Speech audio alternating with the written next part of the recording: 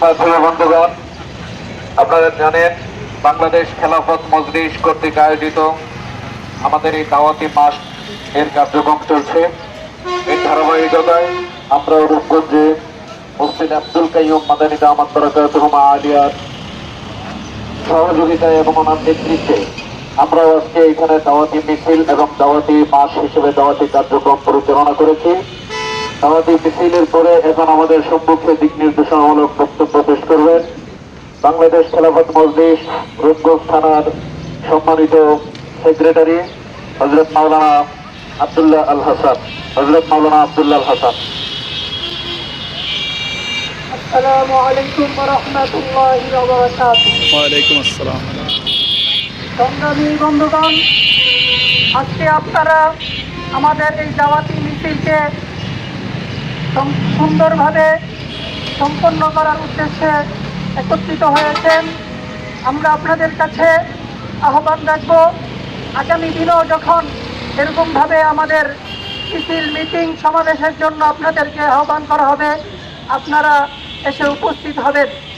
আজকে এখান থেকে আপনারা যার স্থানে চলে বাড়িতে যাবেন এবং যার যার পাড়া মহল্লায় খেলাফতের দাওয়াত পৌঁছে দিবেন। প্রত্যেকটা ঘরে ঘরে খেলাফতের দাওয়াত পৌঁছে দিবেন। আমরা চাই আল্লাহর জমিনে আল্লাহর দিন কায়েম হোক। যত ধরনের তন্ত্রমন্ত্র আসে সমস্ত তন্ত্রমন্ত্রের দিন খতম হয়ে যাক। এই জন্য আপনাদের কাছে আমাদের উদাত্ত আহ্বান থাকবে, আপনারা আপনাদের যার যার এলাকায় গিয়ে নিজ স্থানে গিয়ে খেলাফতের দাওয়াত দিবেন, মানুষদেরকে খেলাফত সম্পর্কে বোঝাবেন। কারণ খেলাফত ছাড়া এ দেশে কখনো শান্তি আসতে পারে না। মানব রচিত কোনো জীবন ব্যবস্থার মাধ্যমে এই দেশে শান্তি আসা কোনোভাবেই সম্ভব নয়। আমরা 15 বছর দেখেছি, এর পূর্বেও দেখেছি, যারা মানব রচিত জীবন ব্যবস্থার মাধ্যমে এই দেশকে পরিচালনা করতে চেয়েছিল, তারা এই দেশকে সুন্দরভাবে পরিচালনা করতে পারে নাই। এদেশের মানুষ শান্তিতে বসবাস করতে পারে নাই। এদেশের ব্যবসায়ী মানুষরা শান্তিতে ব্যবসা বাণিজ্য করতে পারে নাই। যেখানেই তারা ব্যবসার জন্য গিয়েছে, ঘরে টাকা নিয়ে বাড়ি ফিরতে পারে নাই, তাদেরকে জায়গায় জায়গায় চাঁদা দিতে হয়েছে। আর ড্রাইভাররা যখন মাল নিয়ে বিভিন্ন ডিস্ট্রিক্টে যেত, বিভিন্ন জায়গায় জায়গায় তাদেরকে চাঁদা দিতে হয়েছে। মানুষের বাড়ি ঘর দোকানপাট বিভিন্ন জায়গায় জুলুম নির্যাতনের শিকার হয়েছে। এই জন্য আমরা মনে করি, বাংলাদেশ খেলাফত মজলিস মনে করে, কোরআনের শাসনের বিকল্প নাই।